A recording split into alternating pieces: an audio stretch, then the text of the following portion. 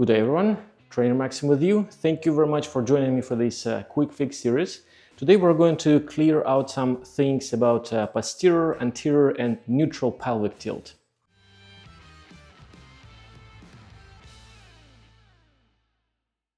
Of course, I thank everyone who supports my channel. Thank you very much for watching, commenting, asking questions. That's awesome. Super thanks. Thank you. And of course, my support angels. I cannot say thank you enough. Thank you everyone for supporting my enterprise. Thank you. Often I'm being asked a question, hey Maxim, how come that everyone else says that we need to push the pelvis posteriorly to eliminate the arch, excessive arch in the lower back, and you advocate for the neutral tilt, almost looking like the anterior tilt? Well, that is correct. Correct in the terms that it looks like it, but it's not it. It's still neutral tilt, because if you look at the spine is shaped in this awkward way, kind of S, and has a natural arch to it. Because the lower spine has natural arch, the pelvis naturally placed in a mild tilt.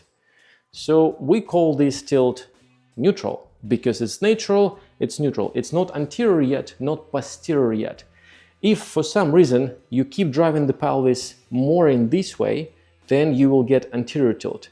If you keep driving the pelvis more towards the posterior tilt forward like this, then you will get the posterior tilt. And the posterior tilt will completely eliminate any arch in the lower back, making the pelvis almost perpendicular to the floor. So now, how come that a lot of people call it posterior tilt while they're trying to correct the lower back? Well, the situation is the following. Due to lifestyles, a lot of people are developing excessive arch in the lower back and are prone to sticking the butt out, thereby driving the pelvis into the anterior tilt. So they're past the point of the neutral tilt, they draw the pelvis a little bit more back, turning it into the anterior tilt. Now, those individuals, they come to the gym, gymnastic gym or something like this, and the coaches are telling, hey, you need to push the pelvis towards the direction of the posterior tilt, in the opposite direction, right? Okay. And the athlete does just this, pushing it forward. Well, that's great. And the excessive arch is eliminated, but still there is some arch present. My buttocks still facing this way, because I have yet to come to the point of the posterior tilt when I completely make my pelvis perpendicular with the floor. Now, why I don't like this approach? Because when you instruct somebody to push the pelvis towards the posterior tilt in order to eliminate the excess of the tilt, which we called anterior, and bring the pelvis into the neutral position, because I'm pushing into the posterior direction, all trainers might call it posterior tilt. But by that, you are just guiding the students into the neutral tilt, because some mild arch is still staying with you, because your buttocks here, still the peak of the butt is still facing kind of this way. So if I draw the perpendicular line of my buttocks here, that line is still facing this way. So it's not really posterior tilt, it's a neutral tilt, because if I do posterior tilt, I will have to push pelvis more into the posterior tilt like this one, and thereby I eliminate any arch in the lower back. And now my peak of the buttocks are facing slightly down. So now when this happens, your legs cannot move whatsoever, because your legs can move back only 25 degrees without disturbing the pelvis when the pelvis is in the neutral tilt. So the pelvis tilts like this, the leg can move like this. Great, and that's why we have the ability to walk normally.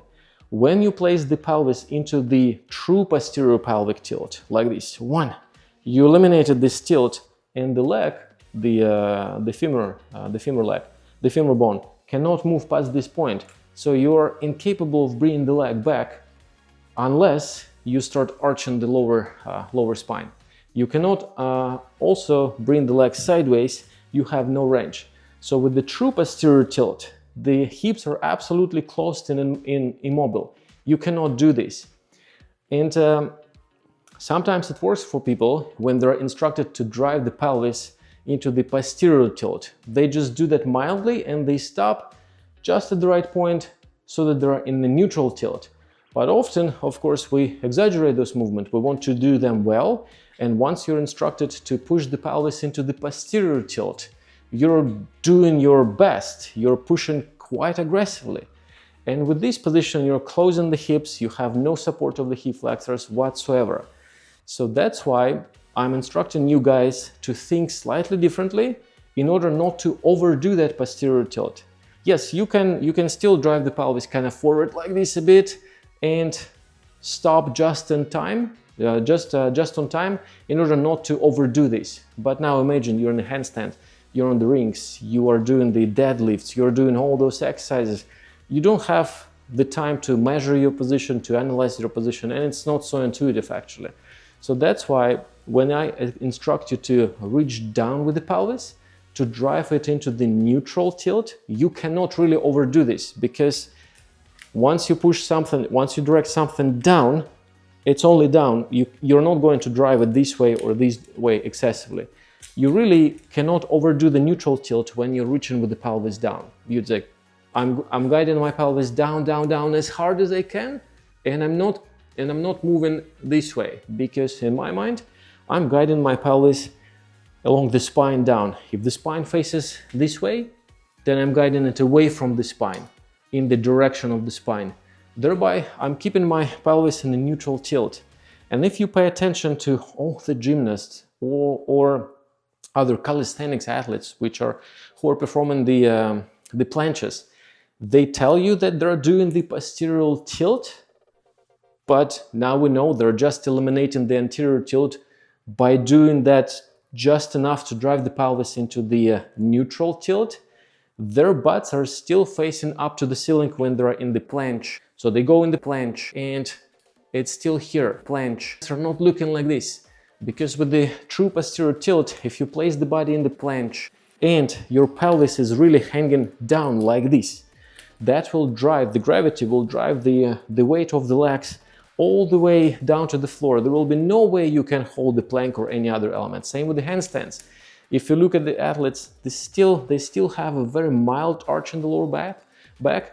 Their buttocks still kind of perpendicular to the spine. The buttocks is not driven this way, not facing down, because this way it simply will not give you any mobility of the hips and will jeopardize the good alignment of the spine in general.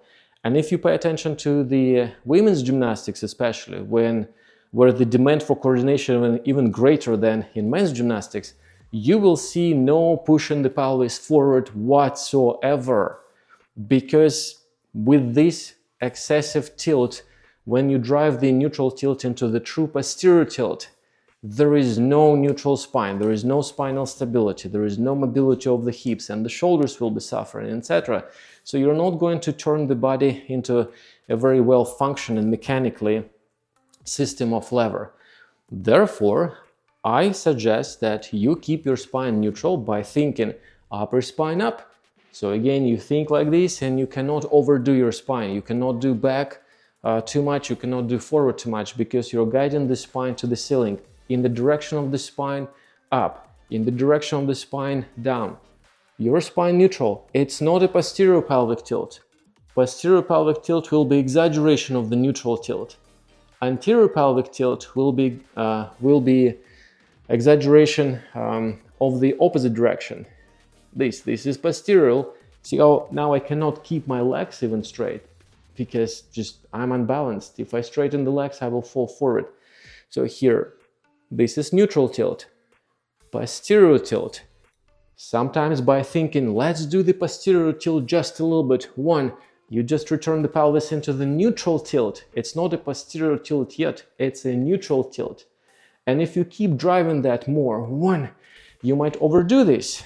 And imagine now you're doing the exercises such as planks or handstands or deadlifts, and for some reason you're overdoing the posterior pelvic tilt because you think it's so good for your spine, since it's eliminating the anterior pelvic tilt, which is really bad for the deadlifts as well, and you're overdoing it.